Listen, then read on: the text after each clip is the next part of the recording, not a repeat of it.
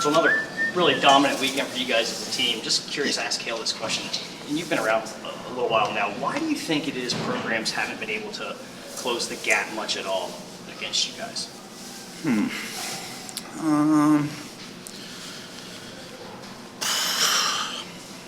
I don't know. I don't think there's any like secret sauce or anything. It's just keep doing the same things and focusing on the bigger picture of things, and in terms of being, getting ready for the next match or preparing for things later in life, not just wrestling, and instilling values and into your day to day that means something to you and that means something to God and that make a difference. But everybody knows them. They're not some crazy, fable or message that you've never heard. It's just, making what's the quote? It's something like, extraordinary is just ordinary over and over. Mitch, I talked to Cale about team chemistry. You've been here a couple of years now, but talk about guys like Marcus and PJ who haven't been here so long, but you see at the Iowa match, seeing guys like Rocco and Cole get big wins, and just on the bench, you guys celebrating so much. Just talk about the team chemistry, not only with the younger guys, but with all the guys on the team. Yeah, I just think it's nice to be able to look down the line both ways, and just you've got guys that are ready to go, and they're not only ready to go in the wrestling, but they're enjoying it, and they're having fun, and maybe it's competing against each other as well. Not like physically wrestling each other, but whether it's I want to get more takedowns than this guy or whatever, just things like that, and it's good. I think camaraderie is a big thing. Making people feel like that they matter, and that they belong on a team and stuff like that. Are you getting tired of wrestling like a Caliendo? Honestly, it's whoever they send out. Set it up.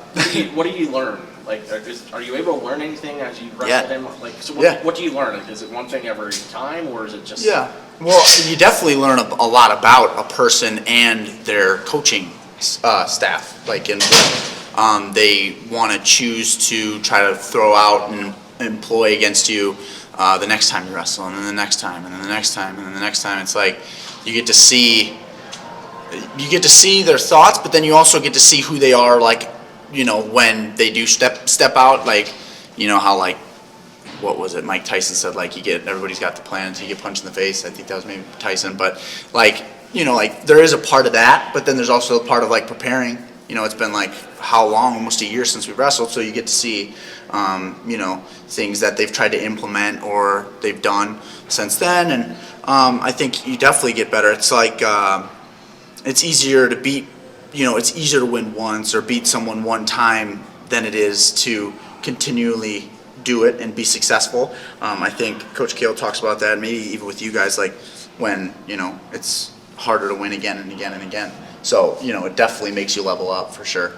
Well, and that's just it. You faced him now 7 times, and you know the record against him, but they always say, well, it's tough to beat a team 3 times in the same season, or it's tough. I mean, so 7 times over the course of how many seasons now, he knows a lot about you, you know a lot about him, and nothing's really given. So kind of, what are your thoughts on how it can be so one-sided? Making it a game is definitely fun, like making it enjoyable. Yeah, it's just like playing games. Like you learn a guy. It's funny, like we've never spoken, but it's like we know a lot about each other, about like little tendencies and little things. I think that's fun. And at the end of the day, I think like you try to make people out to be like hero and enemy and like all this stuff. But it's like at the end of the day, like if things got serious and like the world turned upside down, you'd want those guys like on your team. You'd want to be able to go to battle with any wrestler that you wrestle or compete against. So at the end of the day, it's like keeping that in mind too. Like no one's really an enemy. The standard is treat every duel the same, every practice the same. But against Iowa, when it's I guess until recently it wasn't this one-sided. But Penn State and Iowa have always kind of been somewhat rivals, depending on who you ask. And to stick it to them like that in their arena, does that give you any personal sense of pride, or just business as usual? Yeah, I mean, I know what you're meaning. I just don't think, I think pride is a very slippery slope, and ego and things like that. And, like I said earlier, like paying attention to the things that matter. Like, if you're paying attention to things like that, I think,